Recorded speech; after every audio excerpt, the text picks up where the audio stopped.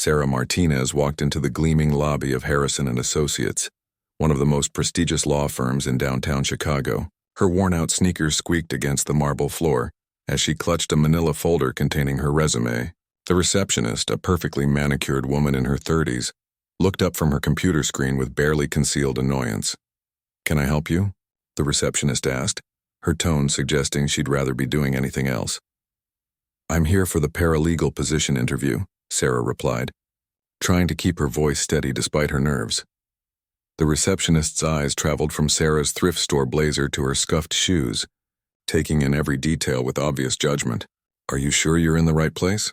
This is Harrison and Associates, not a community college career fair." Sarah felt her cheeks burn with embarrassment, but she maintained her composure. "Yes, I'm sure. I have an appointment at 2 o'clock with Mr. Harrison." With an exaggerated sigh, the receptionist picked up her phone. "Mr. Harrison, there's someone here claiming to have an interview for the paralegal position." She paused, listening. "Yes, sir. I'll send her up." After hanging up, she pointed toward the elevator with a dismissive wave. 32nd floor. "Try not to touch anything expensive on your way up."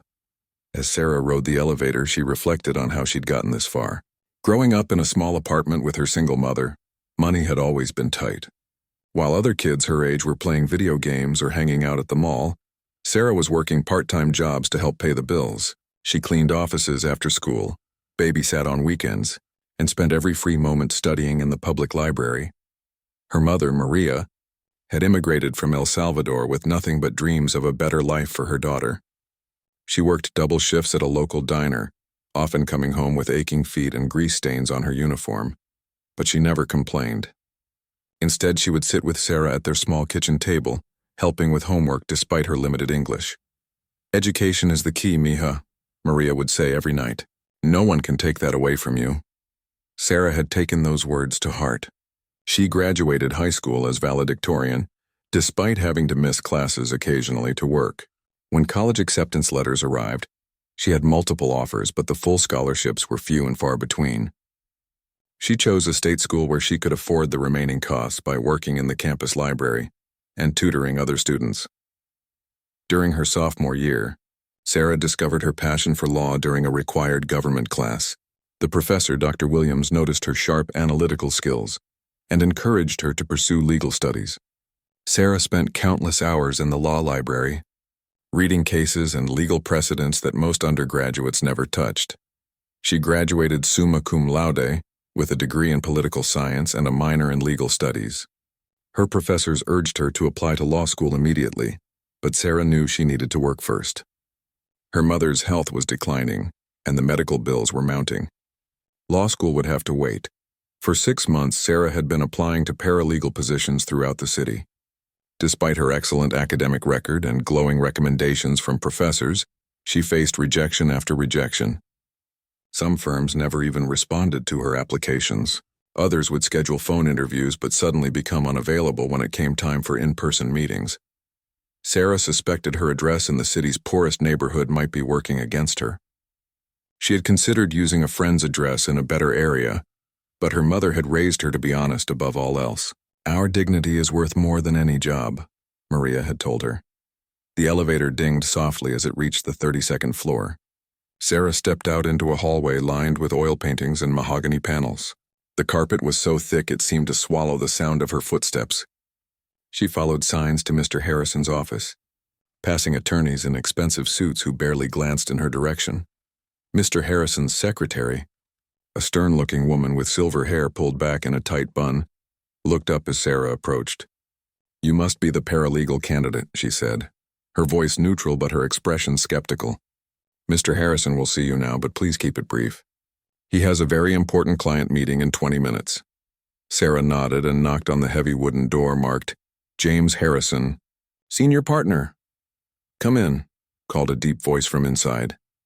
James Harrison was exactly what Sarah had expected from the city's most successful defense attorney. Tall, silver-haired, and impeccably dressed in a suit that probably cost more than Sarah's entire wardrobe.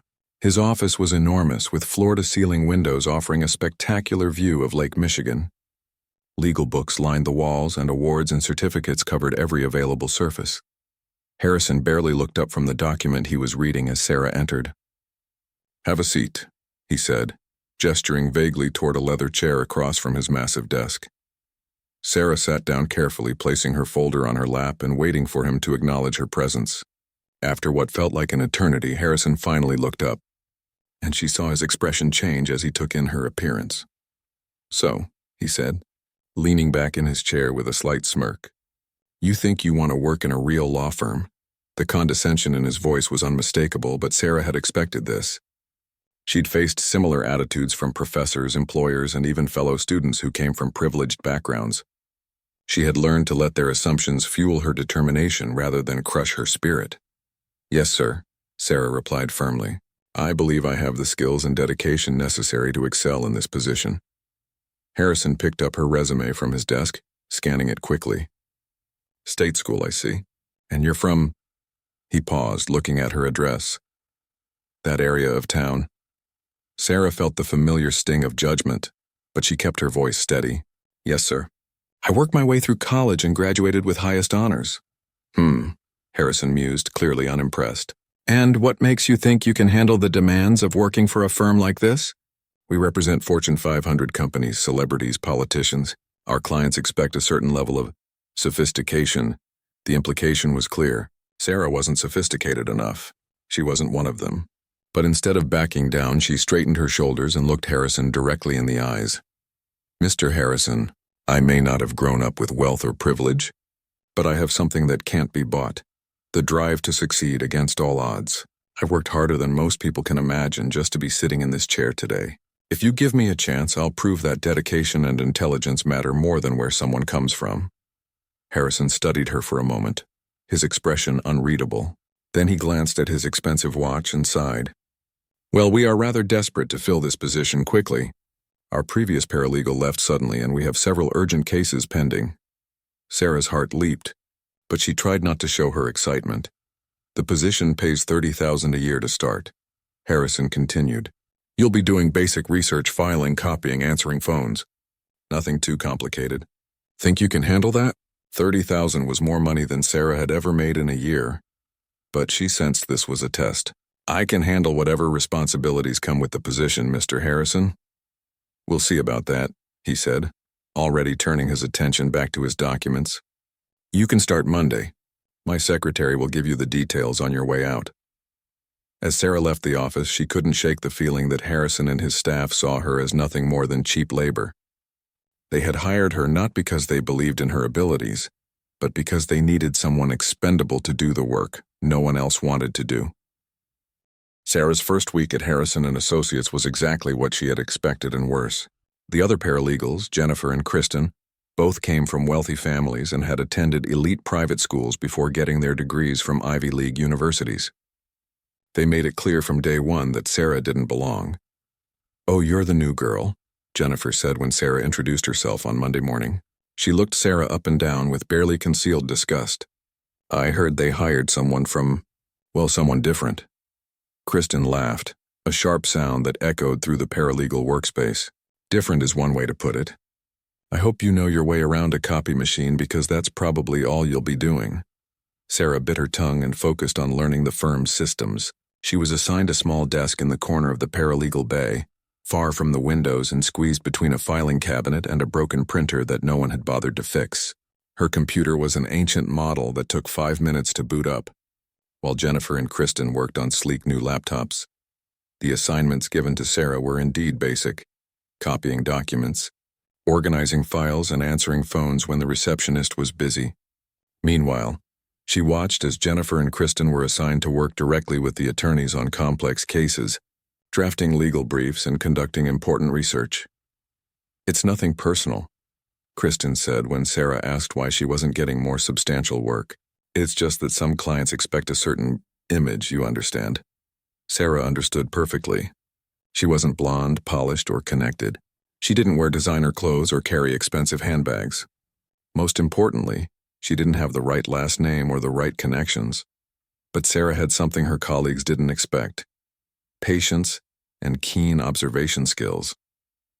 While they gossiped about their weekend plans in the Hamptons or complained about their trust fund managers, Sarah listened and learned.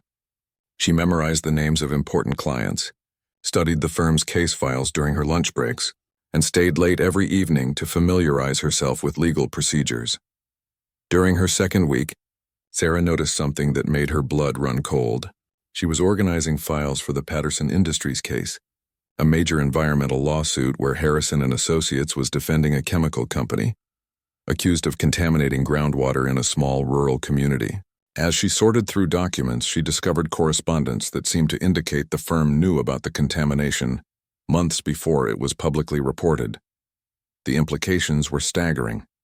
If the firm had hidden evidence of environmental damage, it could mean criminal charges and the end of several legal careers. Sarah's hands trembled as she read through email chains between Harrison and his client, discussing strategies to delay environmental testing and discredit whistleblowers. Sarah's first instinct was to immediately report what she'd found, but she realized she needed to be careful. She was the newest employee, barely 3 weeks on the job, and accusing the senior partner of misconduct would likely result in her immediate termination and possible legal retaliation.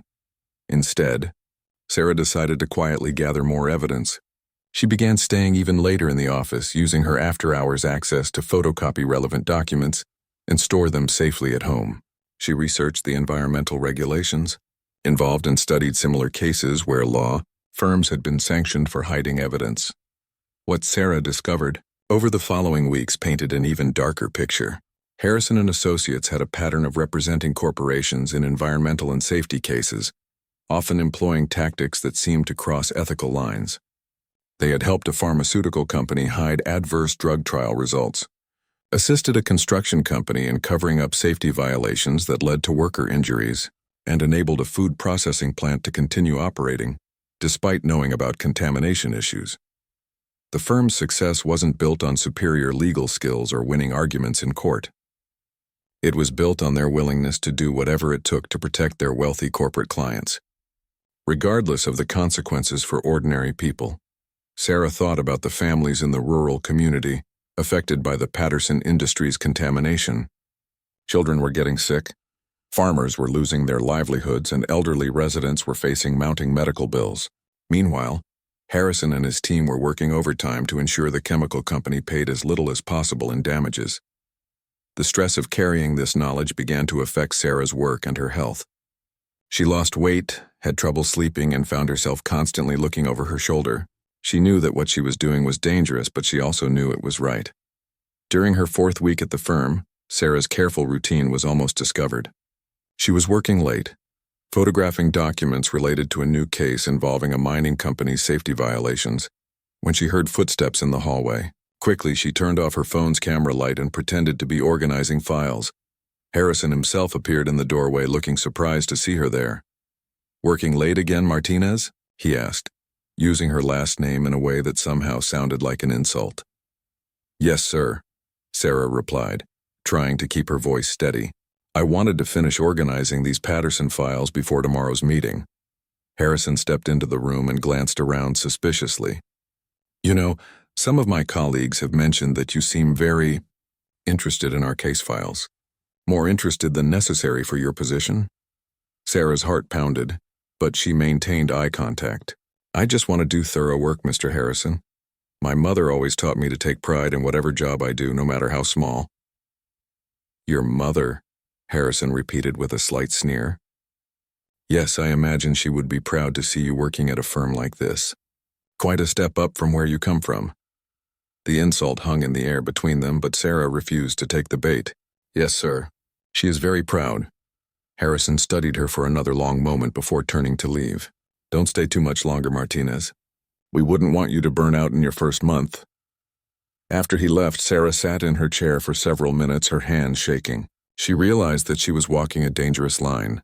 Harrison was suspicious, and if he discovered what she was really doing, the consequences could be severe. But as she thought about the victims of the firm's cover-ups, Sarah knew she couldn't stop now. She had stumbled upon something much bigger than a simple job opportunity. She had discovered a web of corporate corruption that reached into the highest levels of Chicago's legal establishment. What Harrison and his colleagues didn't know was that the woman they dismissed as just another desperate job seeker had been preparing for this moment her entire life. Every challenge she had overcome, Every obstacle she had faced had made her stronger and more determined. Sarah Martinez wasn't just a paralegal from the wrong side of town. She was about to become the whistleblower who would bring down one of the city's most powerful law firms. And she was just getting started. The breakthrough came during Sarah's 6th week at the firm, but not in the way she had expected. She was working on what seemed like routine filing when she discovered a locked cabinet in the basement storage area that contained the firm's most sensitive documents. The cabinet had been mislabeled as containing old tax records, but when Sarah noticed that the lock was newer than the cabinet itself, her curiosity was piqued. During her lunch break, Sarah did what she had learned to do best: research. Using the firm's computer system, she traced the cabinet's contents through inventory logs and discovered that it housed documents related to what the firm internally called special matters, cases that required enhanced discretion. Sarah realized she needed help to access these files, but she couldn't trust anyone at the firm. Instead, she reached out to her former professor, Dr. Williams, who had connections throughout Chicago's legal community. Without revealing her specific situation, Sarah asked about resources for someone who might discover ethical violations in a law firm. Dr. Williams gave her the contact information for Maria Santos, an investigative journalist who specialized in legal corruption cases. Santos had previously exposed several high-profile attorney misconduct scandals and had a reputation for protecting her sources. Sarah arranged to meet Santos at a small coffee shop far from downtown, taking precautions to ensure she wasn't followed. When they met, Sarah was surprised to find that Santos was a Latina woman about her mother's age, with kind eyes but a steel resolve that reminded Sarah of her own determination. "I can tell you're nervous," Santos said after they had been talking for a few minutes. "Whatever you've discovered, you're right to be careful, but you're also right to speak up." Sarah had prepared for this moment, but she still found it difficult to voice her suspicions. "I think the law firm where I work is helping corporations cover up serious crimes. People are getting hurt because of what they're hiding." Santos leaned forward, her expression serious. "What kind of evidence do you have?" Sarah showed Santos photographs of documents she had carefully copied, explaining the patterns she had noticed across multiple cases. Santos reviewed the materials with the eye of someone who had seen similar corruption before. "This is significant," Santos said finally. "But to really expose what's happening, we need those locked files you mentioned. The documents you've shown. Mere concerning, but they're not enough to prove criminal conspiracy." "I know," Sarah said, "but I don't know how to access those files without getting caught." Santos was quiet for a moment, then she smiled. "I might have an idea. But first I need to know something about you. Why are you doing this? You could lose your job, face legal retaliation, maybe worse. Most people in your position would just keep their heads down." Sarah thought about her mother, working double shifts at the diner while dealing with mounting medical bills.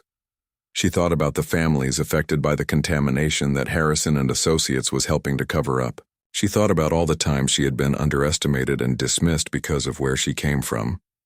"Because it's right," Sarah said simply. "And because someone has to." Santos nodded approvingly. "I had a feeling you'd say that. Here's what we're going to do." Over the next hour, Santos outlined a plan that would require careful timing and considerable risk.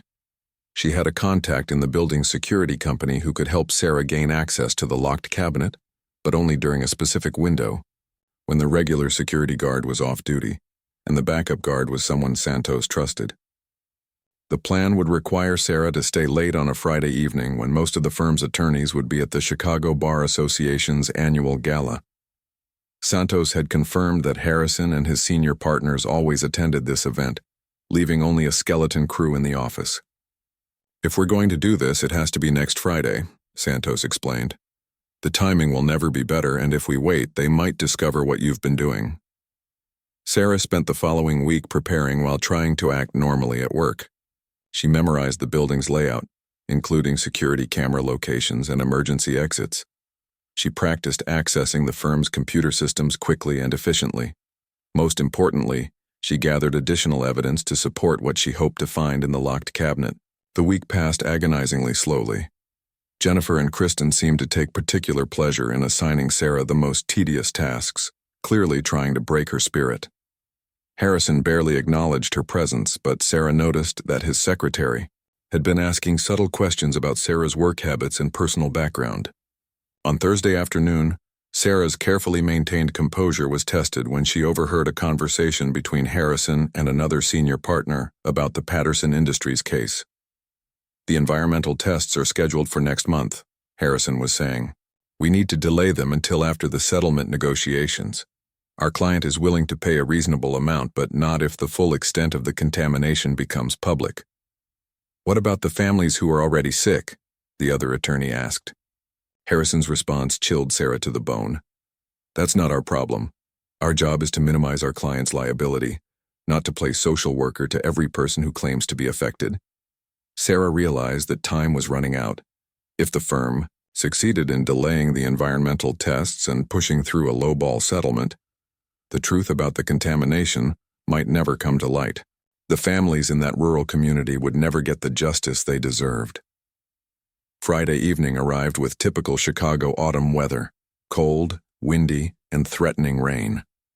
Sarah watched from her desk as the senior partners left for the gala, each looking important in their expensive tuxedos and designer gowns. Harrison paused at the reception desk to give final instructions to the night security guard before departing. Sarah waited until the office was nearly empty before putting Santos's plan into action. She had volunteered to work late on a special project, which gave her a legitimate reason to be in the building after hours. At exactly 9 o'clock, she made her way to the basement storage area. The security guard Santos had described was indeed on duty, and he gave Sarah a barely perceptible nod when she passed his station. Her hands were shaking as she approached the locked cabinet, but she forced herself to remain calm and focused. Using the information Santos had provided, Sarah was able to access the cabinet using a master key that the security guard had temporarily lost. Inside, she found hundreds of documents that confirmed her worst suspicions about the firm's practices. The files detailed a systematic pattern of evidence suppression, witness intimidation, and regulatory capture that stretched back over a decade. Harrison and Associates hadn't just hidden evidence in a few cases. They had built their entire business model around helping corporations escape accountability for their crimes. Sarah worked quickly, photographing the most damaging documents while keeping one eye on her watch. She had a limited window of time before the building's advanced security systems would automatically log her unusual activity patterns. What she discovered in those files would change everything, not just for Harrison and Associates, but for corporate accountability throughout the region. The firm had helped cover up environmental disasters, workplace safety violations, and public health crises that had affected thousands of people. As Sarah finished documenting the evidence, she realized that her life was about to change dramatically. She could never go back to being just another anonymous paralegal. Once this story broke, she would become a target for some of the most powerful people in Chicago. But as she thought about her mother's words about dignity and doing what's right, Sarah knew she had made the correct choice. The young woman from the wrong side of town was about to take on the legal establishment, and she was ready for the fight of her life. Monday morning arrived with an unexpected twist that nearly derailed everything Sarah had worked toward. As she sat at her small desk trying to appear normal while processing the weight of the evidence she had gathered, Harrison himself approached her workspace. "Martinez," he said, his tone unusually friendly. "I need to speak with you in my office." Sarah's heart nearly stopped. Had he discovered what she had done? Had the security guard reported her unusual activity? She forced herself to remain calm as she followed Harrison down the hallway, past the skeptical stares of Jennifer and Kristen. Harrison's office seemed even more imposing than usual as Sarah took her familiar seat across from his massive desk. But instead of the accusatory confrontation she expected, Harrison surprised her with what appeared to be a job offer. "I've been watching your work these past few weeks," Harrison began, leaning back in his leather chair. "You're dedicated, thorough, and you don't seem to be afraid of long hours. These are qualities we value highly at this firm." Sarah nodded carefully, unsure where this conversation was heading. "I'm offering you a promotion," Harrison continued. "Junior associate position. It would mean a significant salary increase, better benefits, and the opportunity to work directly with our senior attorneys on major cases. The offer was everything Sarah had dreamed of when she first walked into the firm 2 months ago. A junior associate position at Harrison & Associates would open doors throughout the legal profession and provide the financial security her family desperately needed, but Sarah now knew the true cost of advancement at this firm. She would be expected to participate in the same unethical practices she had spent weeks documenting. She would become complicit in the cover-ups that were harming innocent people. "That's a very generous offer, Mr. Harrison," Sarah said carefully. "May I ask what brought this about?" Harrison's smile didn't reach his eyes. Let's just say that loyalty is highly valued here. Employees who understand discretion and the importance of client confidentiality are rare. The message was clear.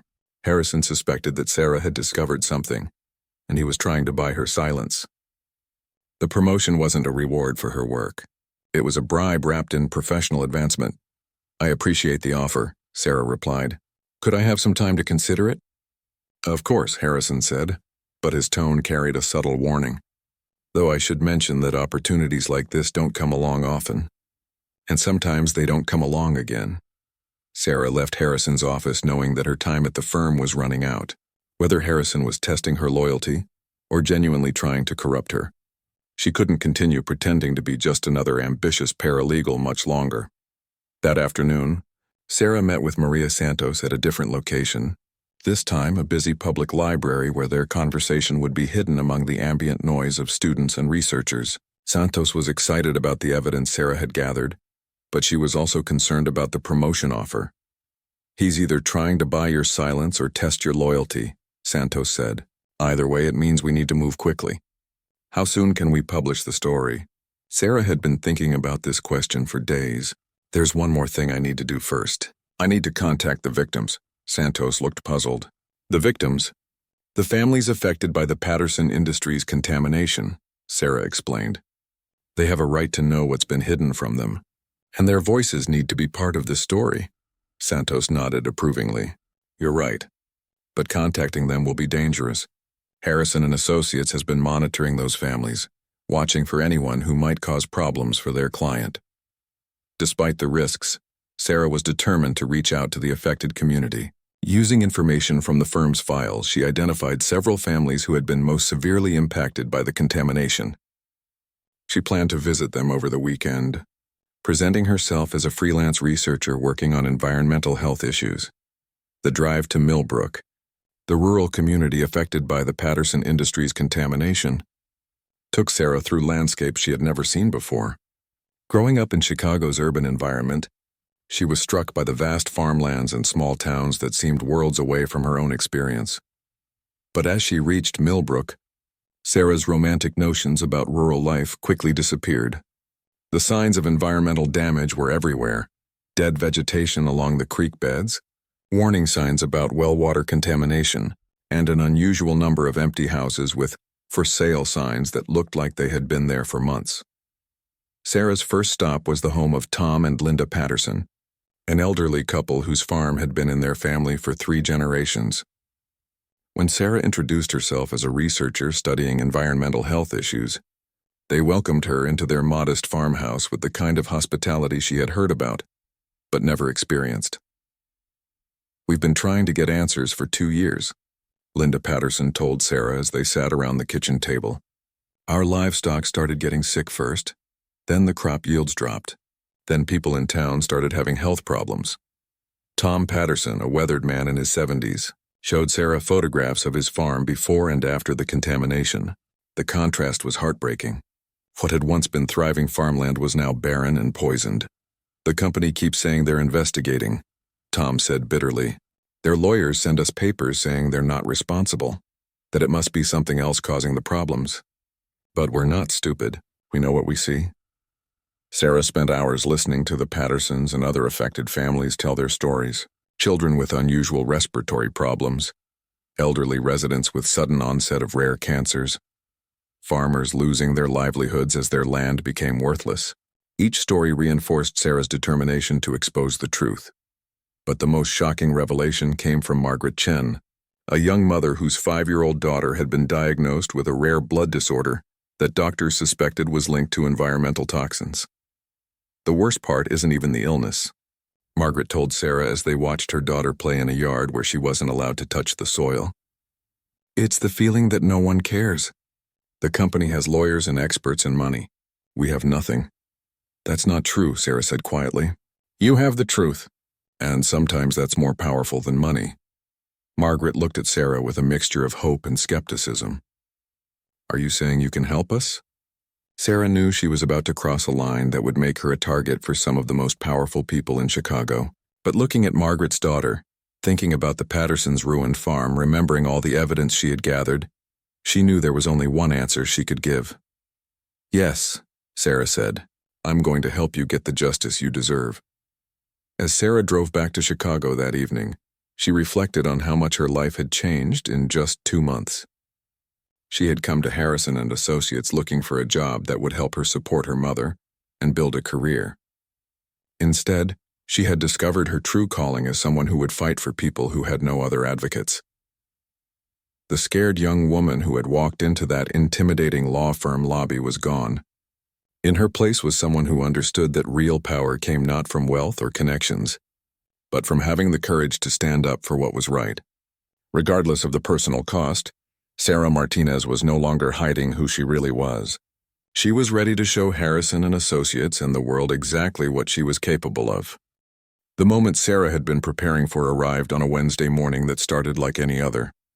She was at her desk, pretending to work on routine filing while actually reviewing her evidence one final time, when Jennifer approached with an expression of barely contained excitement. Sarah, Jennifer said with false sweetness, Mr. Harrison wants to see you immediately, and he's asked for all your work files and computer access codes. Sarah's blood ran cold, but she had prepared for this possibility. Over the past week, she had been gradually moving sensitive materials out of the office and ensuring that her personal communications with Maria Santos were conducted only from secure locations outside the building, of course, Sarah replied calmly. Let me just finish this filing and I'll be right there. As Jennifer walked away, Sarah quickly sent a pre-written text message to Santos. It's time. Then she gathered her personal belongings, knowing she would likely never return to this desk. Harrison's office felt different this time. The friendly facade from their previous meeting was gone, replaced by cold hostility. Harrison sat behind his desk like a judge preparing to deliver a harsh sentence, while 2 other men Sarah didn't recognize stood near the windows. Ms. Martinez, Harrison began formally. These gentlemen are from our firm's security department. We've discovered some irregularities in your work patterns that require explanation. One of the security men, a tall, intimidating figure with the bearing of former law enforcement, stepped forward. Our investigation shows that you've been accessing files outside your authorization level and spending unusual amounts of time in restricted areas of the building. Sarah had rehearsed this moment dozens of times, but her heart was still racing. I don't understand what you mean. I've only accessed files that were assigned to me. Really? Harrison said, opening a folder on his desk. Then perhaps you can explain why you were in the basement storage area last Friday evening, accessing files related to cases you've never been assigned to work on. The trap was sprung, but Sarah was ready. I was looking for archived documents related to the Patterson case. The filing system down there is confusing, so I may have opened the wrong cabinet by mistake. The second security man, shorter but somehow more menacing than his colleague, smiled coldly. Interesting, because the cabinet you opened requires a special key, a key that went missing that evening and was mysteriously returned the next morning. Sarah maintained eye contact with Harrison, refusing to show the fear that was churning in her stomach. I don't know anything about any special key. If there's been a security breach, perhaps you should investigate your own security procedures. Harrison's face was turning red with anger. Don't play games with me, Martinez. We know what you've been doing. The question is what you plan to do with whatever you think you've found. This was the moment Sarah had been preparing for since her first day at the firm. She stood up slowly, her voice steady despite her racing pulse. Mr. Harrison, if you're accusing me of something specific, I'd like to hear exactly what that is. If you're firing me, I'll clear out my desk and leave, but I won't sit here and be intimidated by vague accusations and hired muscle. The room fell silent for a moment. Harrison and his security team clearly hadn't expected this level of defiance from the young woman they had been dismissing as a naive novice for months. "You're fired," Harrison said finally, effective immediately. "You'll surrender any firm property, sign a comprehensive non-disclosure agreement, and remove yourself from these premises within the hour."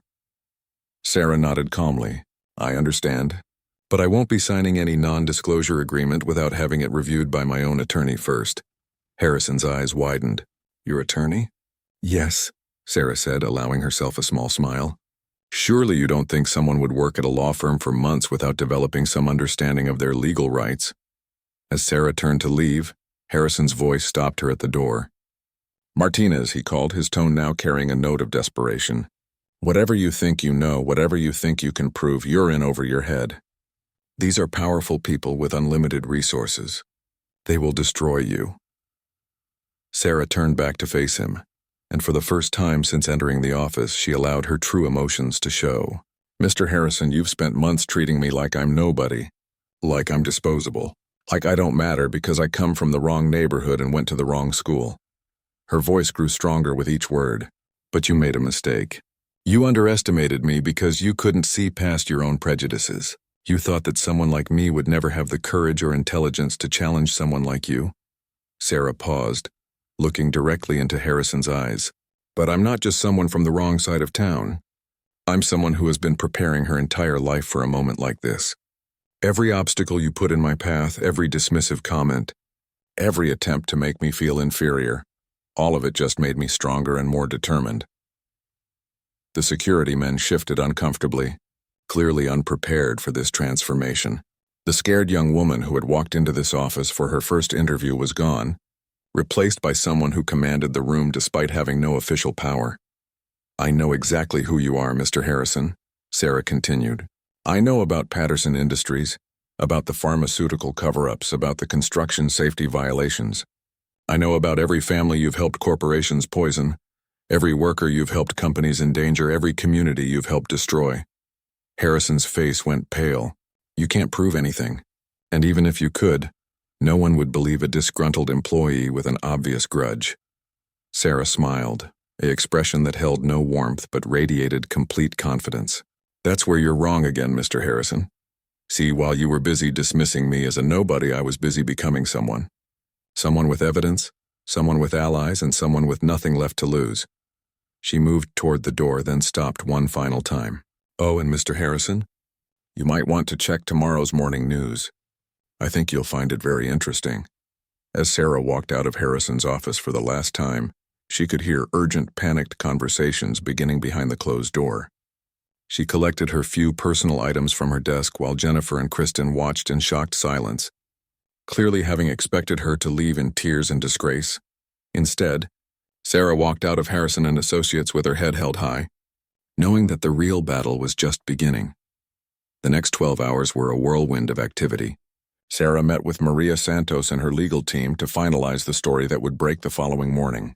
They had coordinated with federal investigators who had been building their own case against several of Harrison's corporate clients, using Sarah's evidence to strengthen their prosecutions. Sarah also spent time with her mother, explaining what was about to happen and preparing her for the media attention that would follow. Maria Martinez listened to her daughter's story with a mixture of pride and worry. "Mija," her mother said, holding Sarah's hands across their small kitchen table, "I'm proud of you for doing what's right. But these are dangerous people. Are you sure about this?" Sarah thought about the Patterson family's ruined farm, about Margaret Chen's sick daughter, about all the victims who had been silenced by money and legal manipulation. "Mama, you taught me that our dignity is worth more than any job. Well, some things are worth more than safety, too." That night, Sarah barely slept. She knew that when the sun rose, her life would change forever. She would no longer be anonymous, no longer be safe, no longer be underestimated. Tomorrow, the whole city would know her name. At 6 a.m., Maria Santos called to tell her the story was live.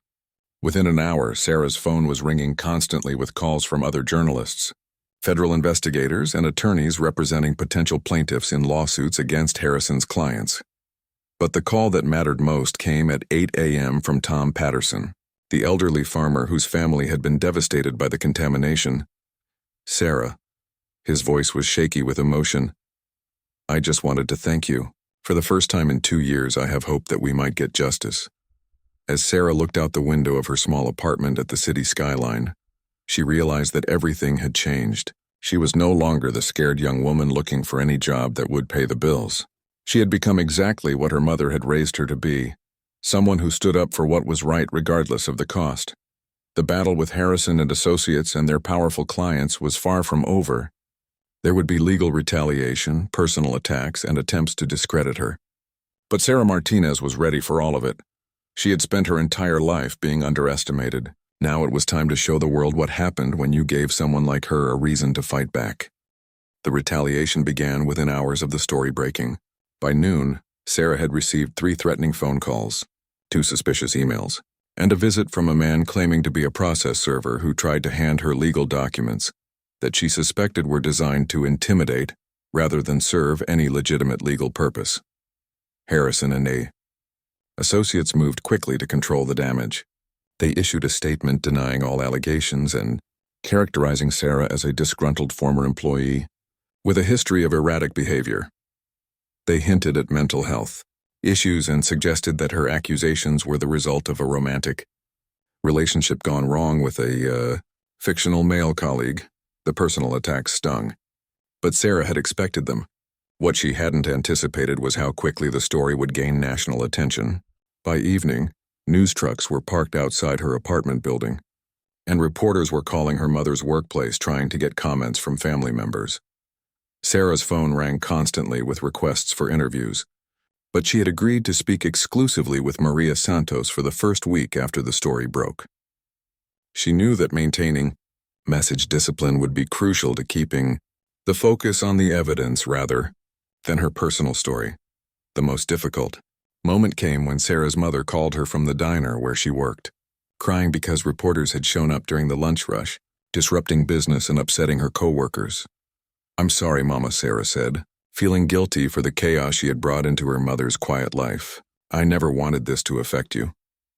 But her mother surprised her with a response that reminded Sarah why she had found the courage to take on such powerful enemies. "Mija, don't you dare apologize for doing what's right. Your father would be so proud of you right now." Sarah's father had died when she was 12, but she still remembered his stories about standing up to supervisors who tried to cheat immigrant workers out of fair wages. He had faced retaliation and job loss for speaking out, but he had never regretted fighting for justice. The legal battles began almost immediately. Harrison and Associates filed a lawsuit alleging theft of confidential documents, breach of employment contract, and defamation. Their corporate clients joined with their own lawsuits, seeking millions in damages and asking for injunctions to prevent Sarah from speaking publicly about their cases. But Sarah's legal team, led by a brilliant civil rights attorney named David Kim, who had taken her case pro bono, was ready for the fight. They filed countersuits alleging wrongful termination, whistleblower retaliation, and civil rights violations. More importantly, they used the discovery process to demand even more documents from Harrison and Associates, turning the firm's lawsuits into weapons against them. The breakthrough that changed everything came 2 weeks after the story broke, when federal investigators announced that they were opening a criminal investigation into Harrison and Associates based on evidence provided by a confidential whistleblower. The announcement sent shockwaves through Chicago's legal community and triggered a flood of additional complaints from other former employees and affected families. Sarah watched the news, coverage from the law offices of Kim and Associates, where she had been spending most of her time helping investigators understand the complex web of corruption she had uncovered. She felt a mixture of satisfaction and trepidation as she saw Harrison himself being questioned by reporters outside his downtown office. But the moment that truly vindicated Sarah's decision came when Margaret Chen, the young mother from Millbrook whose daughter had been sickened by the contamination, appeared on national television to thank the anonymous whistleblower who had given her family hope for the first time in years.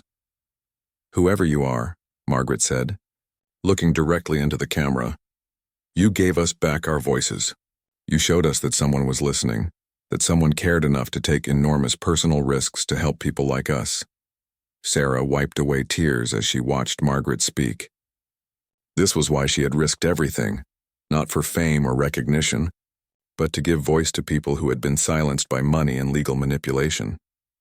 The tide turned decisively in Sarah's favor when Jennifer and Kristen, her former colleagues who had spent months treating her with contempt, came forward as additional witnesses.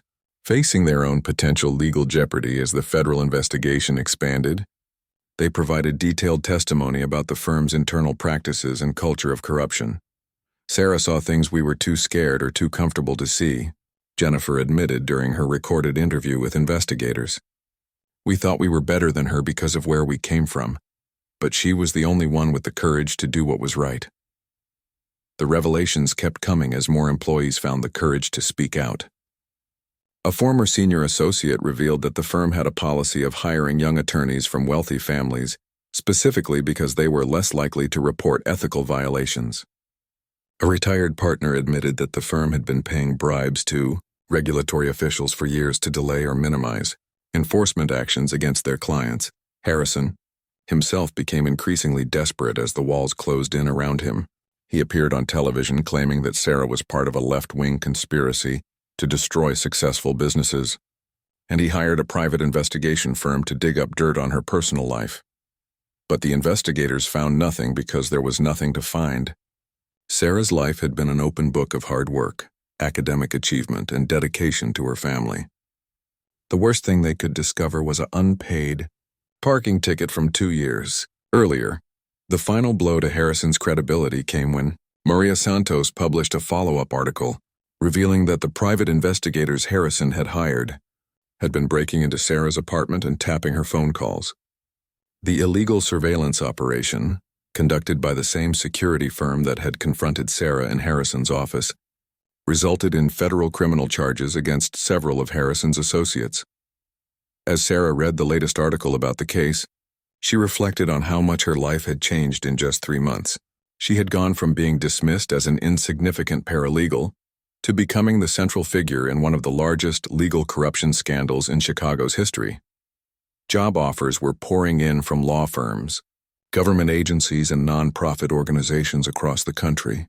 News producers wanted to option her story for documentaries and television shows. Publishers were offering book contracts with advance payments larger than her family's total lifetime earnings. But Sarah found herself thinking less about her own future and more about the changes her actions had set in motion. The federal investigation had expanded to include dozens of law firms and corporate clients. New environmental regulations were being proposed to prevent the kind of cover-ups that had harmed the families in Millbrook. Most importantly, other potential whistleblowers were finding the courage to come forward with their own evidence of corruption. Sarah Martinez had proven that someone from the wrong side of town, with no connections and no powerful allies, could take on the legal establishment and win. In doing so, she had changed not just her own life, but the lives of countless others who had been waiting for someone to show them that justice was still possible. The scared young woman who had walked into Harrison and Associates looking for a job was gone forever. In her place stood someone who had discovered her true calling, fighting for people who had no other advocates, regardless of how powerful their enemies might be. 6 months after walking out of Harrison and Associates for the last time, Sarah stood in a federal courthouse watching as James Harrison was led away in handcuffs. The once powerful attorney who had dismissed her as beneath his notice was now facing 20 years in federal prison for conspiracy, fraud, and racketeering charges. The trial had been a media sensation, with Sarah serving as the government's star witness. Her testimony, delivered with the same quiet confidence she had shown in Harrison's office that final day, had methodically destroyed his defense. The evidence she had gathered during her weeks as an undercover paralegal proved to be the foundation for convictions that sent shockwaves through the legal profession nationwide.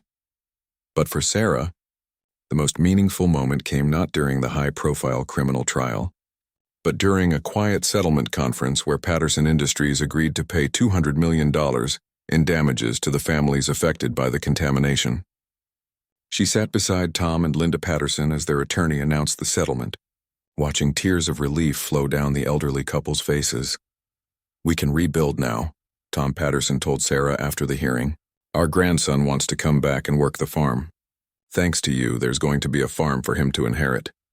Margaret Chen's daughter had made a full recovery after receiving treatment at a specialized medical facility funded by the settlement. Margaret herself had become an advocate for environmental justice, speaking at conferences across the country about the importance of corporate accountability. "You gave us more than money," Margaret told Sarah during a visit to Chicago. "You gave us proof that someone cared enough to risk everything for strangers. That changes how you see the world."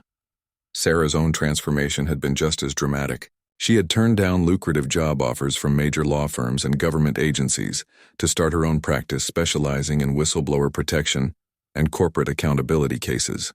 Her small office in a converted warehouse on Chicago's South Side was a far cry from the marble and mahogany elegance of Harrison and Associates. But it was exactly where she wanted to be. Her first major client had been one of Jennifer and Kristen's former classmates, a young attorney who had discovered evidence of fraud at another prestigious firm.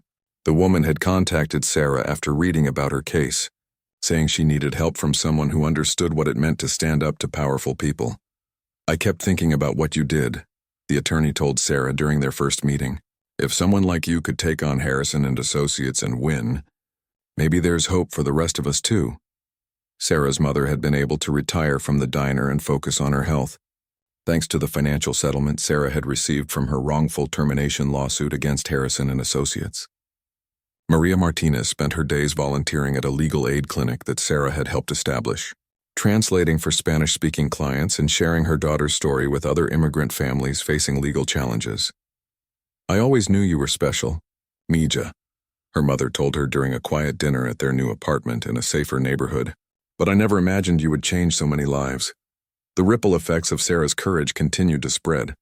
The federal investigation she had triggered led to reforms in legal ethics enforcement, new protections for corporate whistleblowers, and criminal prosecutions that dismantled an entire network of corrupt attorneys and their corporate clients at law schools across the country had begun teaching courses on legal ethics using Sarah's case as a central example.